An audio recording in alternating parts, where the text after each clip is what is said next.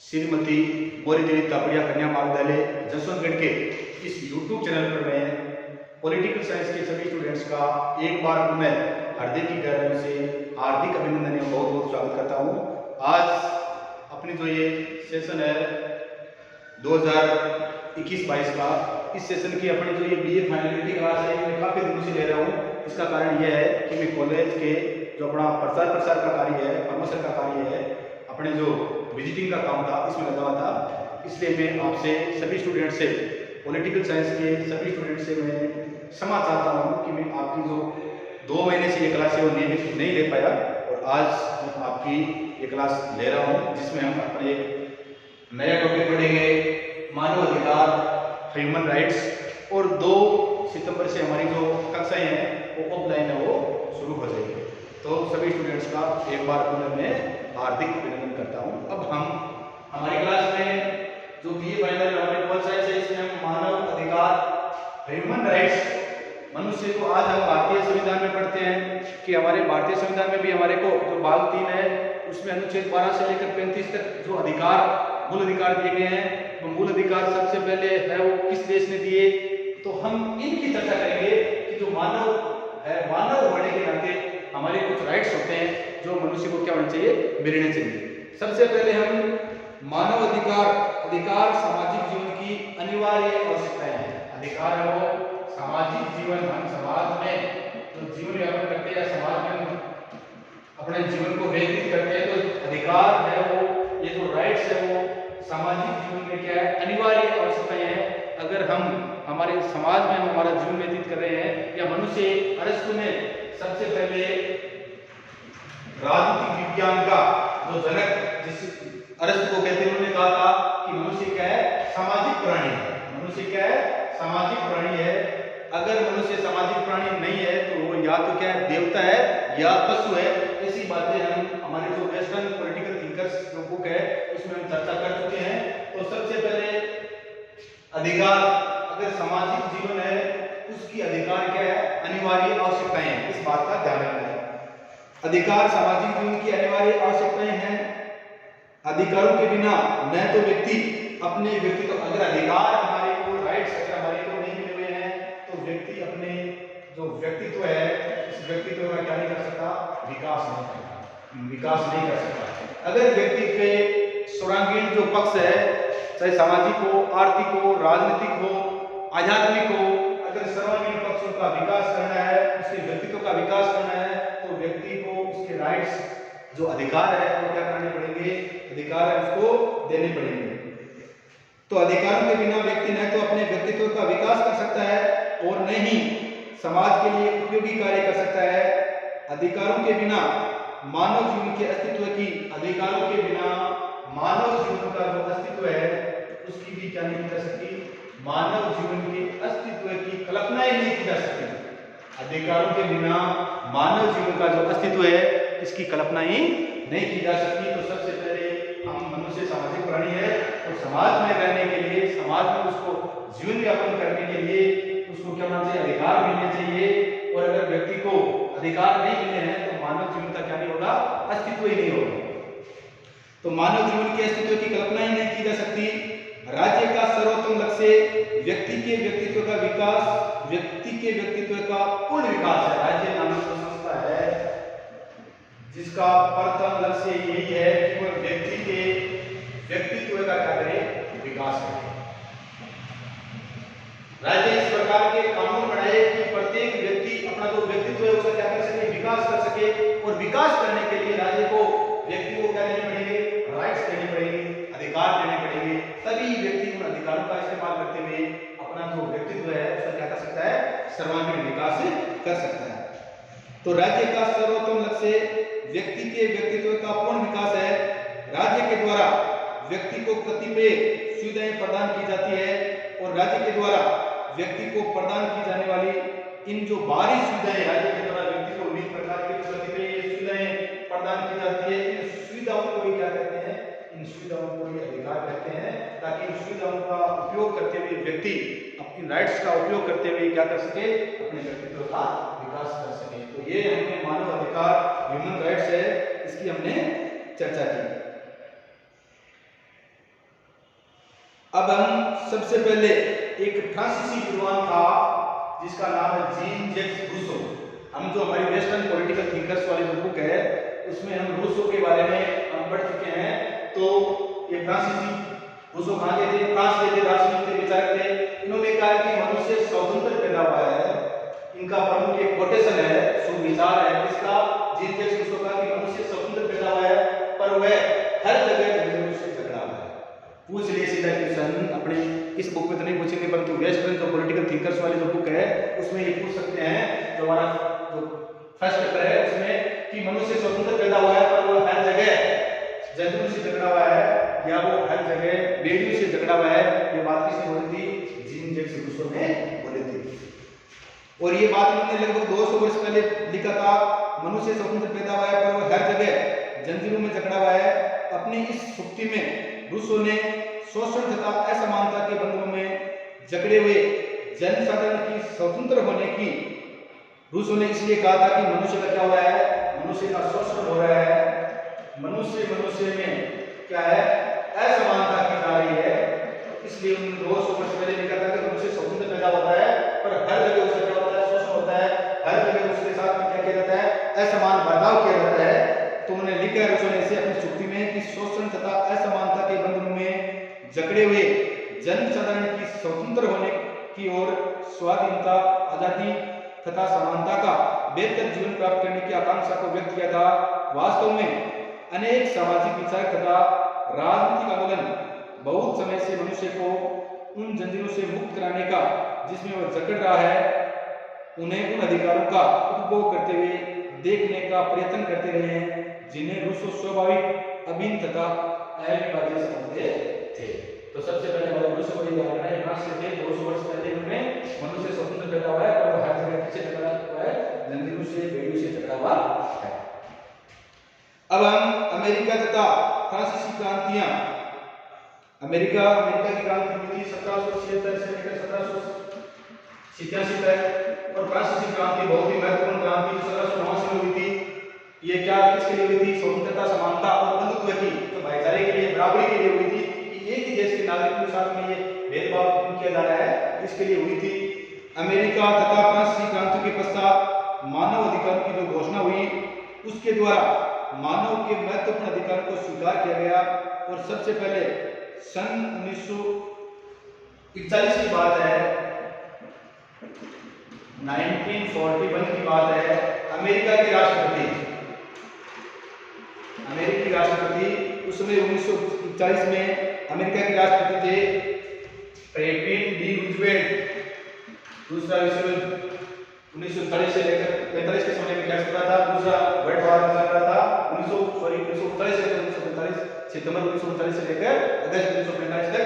तो सन 1941 में अमेरिका के राष्ट्रपति कौन थे? फ्रैंकलिन डी रूजवेल्ट थे। और उन्होंने 1941 में उन्होंने अमेरिकी जो कांग्रेस जो अमेरिका की जो संसद है उसमें अपना एक वक्तव्य दिया था, अभिभाषण दिया था। उसमें उन्होंने ये संदेश दिया कि रूजवेल्ट ने 4 स्वतंत्रताओं पर बल दिया। सबसे पहले थी भाषण तथा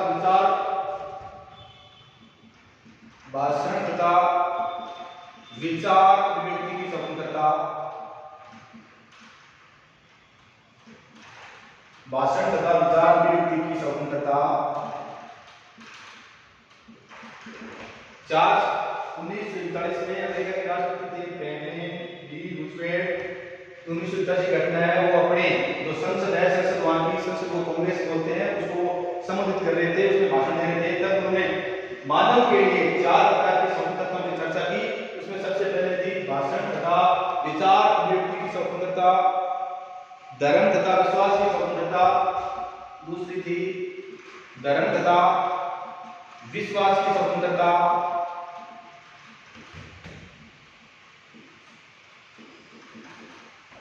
धर्म तथा विश्वास की स्वतंत्रता। तीसरी थी अभाव से स्वतंत्रता,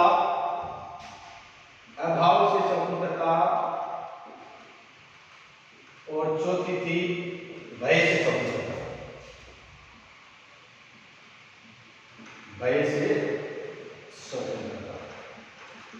तो इस प्रकार से 1947 में अमेरिकन राष्ट्रपति थे रूजवेल्ट, ये कांग्रेस के अपने भाषण में संबोधन में इन्होंने 4 प्रकार की स्वतंत्रता है उनको आवश्यक समझा, और उस 4 प्रकार की स्वतंत्रता में उन्होंने सबसे पहले भाषा तथा विचार व्यक्ति की स्वतंत्रता, दूसरी धर्म तथा विश्वास की स्वतंत्रता, तीसरी अभाव से स्वतंत्रता और चौथी है भय से स्वतंत्रता। ये सभी अधिकार विश्व में हर स्थान पर सभी को प्राप्त होने चाहिए।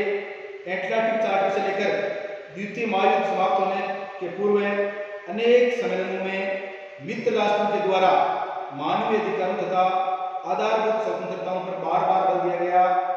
विश्व शांति तथा सुरक्षा को बनाए रखने के लिए एक अंतर्राष्ट्रीय संगठन बनाने के प्राथमिक सुझाव 1944 में जो ये संयुक्त राष्ट्र संघ है इसके लिए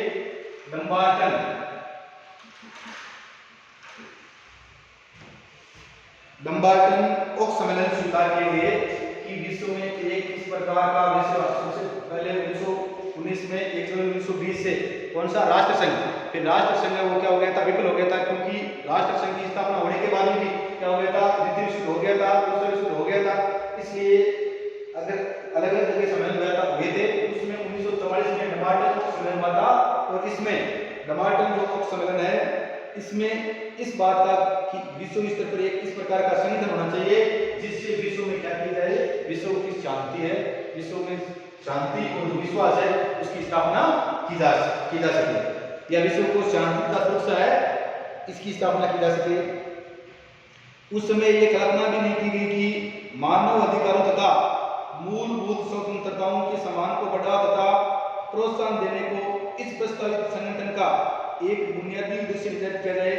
लेकिन जब दूसरे महायुद्ध के बाद 1945 में संयुक्त राष्ट्र संघ का घोषणा पत्र तैयार करने के लिए सेनेट को सम्मेलन हुआ, तो सोवियत संघ के प्रतिनिधि मंडल की पहलकदमी पर ही घोषणा पत्र तैयार करने वालों ने मानव अधिकारों तथा मूलभूत स्वतंत्रताओं के सम्मान से संबंधित प्रावधानों की आवश्यकताओं को क्या किया गया, स्वीकार किया गया। तो संयुक्त राष्ट्र संघ है यूनाइटेड नेशन ऑर्गेनाइजेशन, इसकी स्थापना हुई थी 24 अक्टूबर 1945 अक्टूबर 1945 तो संयुक्त राष्ट्र संघ तथा मानव अधिकार, जब संयुक्त राष्ट्र संघ की स्थापना हुई तो उसके बाद में के मानव अधिकार ह्यूमन राइट्स है, प्रत्येक व्यक्ति को जब विश्व में कहीं भी रहे उसको उसके अधिकार मिलने चाहिए, तो उसके बाद में इस बात पर चर्चा की गई। संयुक्त राष्ट्र संघ के चार्टर में मानव अधिकार संबंधी प्रत्यक्ष घोषणा तो शामिल नहीं है, लेकिन चार्टर में अनेक स्थानों पर मानव का स्पष्ट उल्लेख किया गया है। मानव अधिकारों को राज्यों के बीच संगठित सहयोग स्थापित करने तथा संयुक्त राष्ट्र संघ के चार्टर उद्देश्यों को क्रियान्वित करने के लिए आवश्यक समझा गया, और संयुक्त राष्ट्र के चार्टर में विभिन्न जगह है वो मानव जो अधिकार है, ह्यूमन राइट्स है, इसकी चर्चा की गई। सबसे पहले तो संयुक्त राष्ट्र संघ का जो चार्टर है इसकी जो प्रस्तावना है, जिस प्रकार से हमारे भारत के संविधान की प्रस्तावना भारत को एक संपूर्ण प्रभुत्व संपन्न समाजवादी निरपेक्ष लोकतंत्रात्मक गणराज्य, वैसे ही इस संयुक्त राष्ट्र संघ की जो यूएनओ की जो प्रस्तावना है, इस प्रस्तावना में मानव के मौलिक अधिकारों, मानव के व्यक्तित्व के गौरव तथा महत्व में तथा पुरुष एवं स्त्रियों के समान अधिकारों में विश्वास प्रकट किया गया। तो संयुक्त राष्ट्र संघ का जो अनुच्छेद 1 है, संयुक्त राष्ट्र संघ के अनुच्छेद 1 में मानव अधिकारों के प्रति सम्मान को बढ़ावा देना, अनुच्छेद 1 में कि मानव जो अधिकार है उनके प्रति सम्मान में क्या देना, बढ़ावा देना। संयुक्त राष्ट्र संघ के चार्टर 1 अनुच्छेद 1 में कहा गया कि जो मानव अधिकार है उनके जो सम्मान है उनके प्रति क्या देना, बढ़ावा देना। किसी भी मानव में जैसे जाति है, लिंग, भाषा या धर्म के बिना किसी भेदभाव के मूलभूत अधिकारों को बढ़ावा देना तथा प्रोत्साहित करना। अनुच्छेद जो 13 है जिसमें महासभा संयुक्त राष्ट्र संघ के प्रमुख शहर है, उसमें महासभा एक प्रमुख अंग है। तो महासभा अनुच्छेद 13 में कहा गया कि महासभा के द्वारा जाति, लिंग,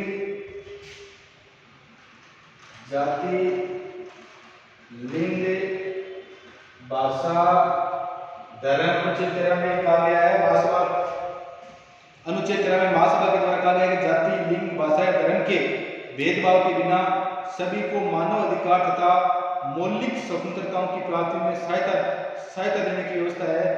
अनुच्छेद 55 में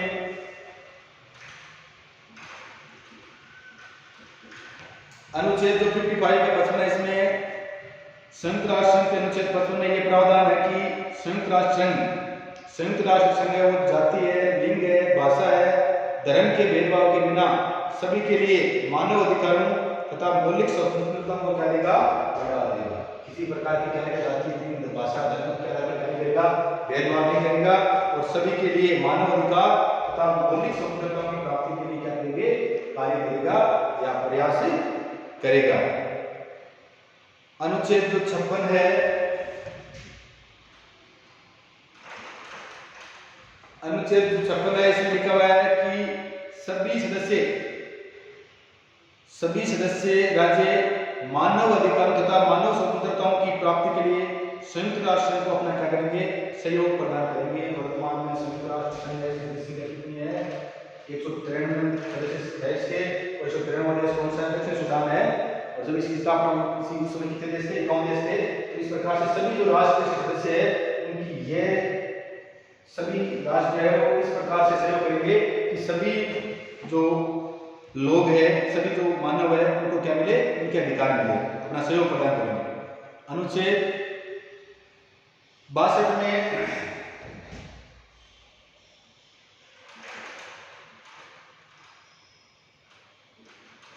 अनुच्छेद 62 के अंतर्गत आर्थिक और सामाजिक परिषद के द्वारा सभी के लिए मानव अधिकारों तथा मौलिक स्वतंत्रताओं के प्रति सम्मान की भावना बढ़ाने तथा उनके पालन के संबंध में सिफारिश करने की व्यवस्था है।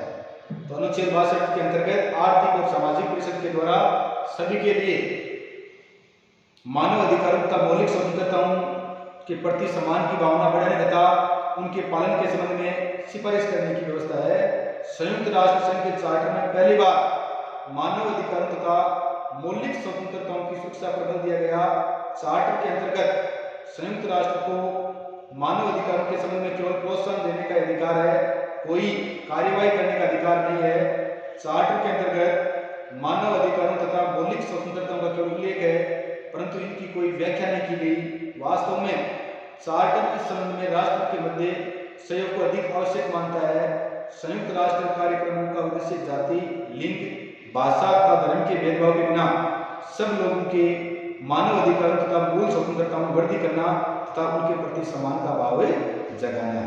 तो इस प्रकार से आज की जो ये हमारी क्लास है ह्यूमन राइट्स, मानव अधिकार, इसके बारे में चर्चा की। और सबसे पहले जीन रूसो है, तो उसके बाद किस प्रकार से 1706 की क्रांति जो अमेरिकी क्रांति थी, 1782 की क्रांति थी, वो किस प्रकार से क्रांतियां हुई है और किस प्रकार से संयुक्त राष्ट्र संघ की स्थापना होने के बाद में कि भाई प्रत्येक व्यक्ति को या प्रत्येक देश में इसके सदस्य है तो इस प्रकार का सहयोग करेगा कि प्रत्येक व्यक्ति को उसका अधिकार मिले ताकि वो अपने व्यक्तित्व का क्या कर सके, सर्वांगीण विकास कर सके।